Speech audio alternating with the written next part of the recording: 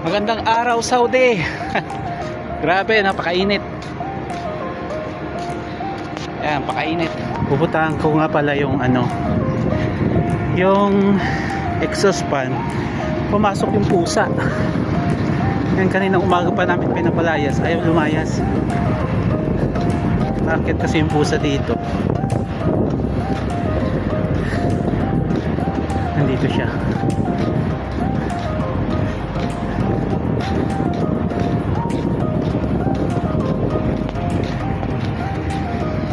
Ang init, sobrang init. Nandito siya. Tinanggal muna namin tong relay niya para hindi siya mandar. Ngayon ang gagawin ko, ibalik. Andun pa, narinig.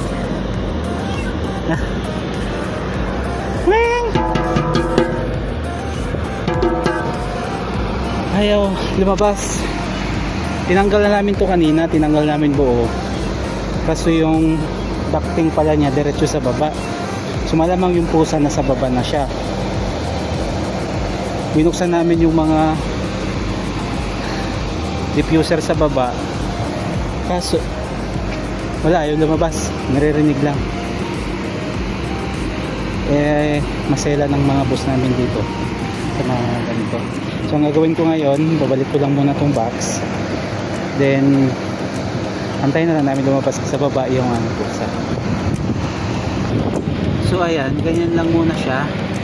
Bukas ko na siya ayusin kasi bukas pa namin ito papaanda rin. Exhaust. Gawa nang nasa loob ko yung pusa. Pero makalabas man, pa siya lumabas. Kasi hindi siya mamamatay. Mas delikado kasi kung mamatay siya sa loob, hindi na siya makukuha, babaho na lang siya. Kaya ganito na lang muna, bukas malalaman.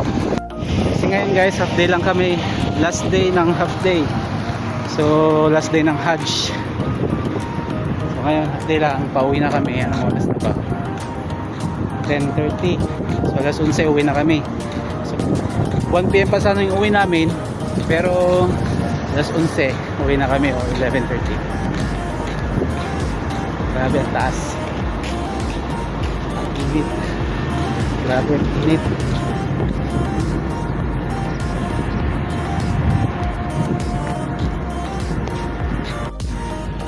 Ito nga pala yung project ko nung nakaraan, yung cable tray. Ay, hindi ko natapos ko na yung cable tray, pero yung paglalatag ng mga